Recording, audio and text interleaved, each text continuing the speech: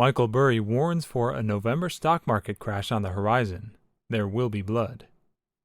Michael Burry, one of the first investors to call and profit from the subprime mortgage crisis, is seeing a similar bubble in passive investing, according to Bloomberg News. Today we're going to talk all about what warning Michael Burry gave about the market crash in November. So watch the video till the end, because today's video is going to be the bomb. Welcome to Michael Burry Secrets, your daily dose of Michael Burry. If you're interested in everything around Burry, this is the place for you. Subscribe if you want to stay updated with all the Michael Burry secrets, predictions, and stay one step ahead in the financial world. Watch the video till the end, and make sure to hit the like button if you want to be a millionaire within the next 3 years. Don't forget to enable all notifications to join our weekly cash giveaway in the comments. Now let's get to our topic. Passive investments such as index funds and exchange-traded funds are inflating stock and bond prices in a similar way that collateralized debt obligations did for subprime mortgages more than 10 years ago, Burry told Bloomberg News in an email. When the massive inflows into passive vehicles reverse, it will be ugly, he said. Like most bubbles, the longer it goes on, the worse the crash will be, Burry said. This is very much like the bubble in synthetic asset-backed CDOs before the Great Financial Crisis, in that price setting in that market was not done by fundamental security level analysis, but by massive capital flows based on Nobel-approved models of risk that proved to be untrue. Burry manages about $340 million at Scion Asset Management. He shot to fame by betting against mortgage securities before the 2008 crisis. Burry was depicted in Michael Lewis's book, The Big Short, and the subsequent Oscar-winning movie of the same name. Low-cost passive vehicles have gained popularity on Main Street. Passive investments have now taken over nearly half of the stock market, as more investors shun stock pickers and flock to index funds, according to Bank of America Merrill Lynch. Equity passive funds alone have ballooned to a more than $3 trillion market in less than 10 years, according to Morningstar. These funds mirror just about anything that can be tracked. They include indexes such as the S&P 500 or the Russell 2000. Trillions of dollars in assets globally are indexed to these stocks, Burry said. The theater keeps getting more crowded, but the exit door is the same as it always was. All this gets worse as you get into even less liquid equity and bond markets globally. Many notable investors have sounded alarms on the proliferation of passive investing. DoubleLine Capital CEO Jeffrey Gundlach previously said it was causing widespread problems in global stock markets. He called it a herding behavior and said it has reached mania status. People were already worried about equities 6 months ago. Now, after the S&P 500 index defied everything from nosebleed valuations to inflation to post one of the best first halves ever, they're downright paranoid. Wall Street strategists, never ones to restrain their enthusiasm when it's warranted, warn that the gains have played out. Short sellers are circling, with wagers against the largest equity exchange-traded fund rising to the highest level this year. Star investors like Michael Burry have warned of the mother of all crashes in meme stocks. And yet, from reversals in speculative names to a hawkish shift in Federal Reserve policy, things that could have put an end to last year's rally in equities have failed to. Instead, amid steadfast retail buying, about $6 trillion has been added to equity values in 2021.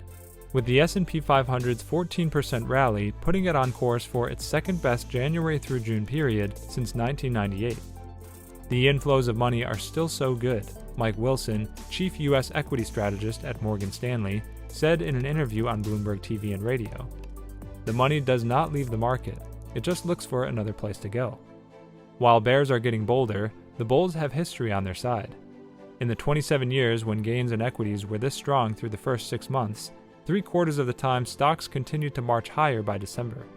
The S&P 500 climbed for the fourth week in 5 as President Joe Biden's bipartisan $579 billion infrastructure deal revived leadership in economically sensitive shares like banks and energy.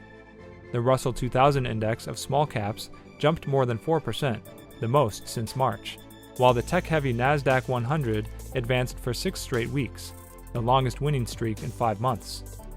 Valuations that started the year at 23 times earnings, near the highest since the dot-com era, have shrunk, thanks to the fastest profit expansion in a decade.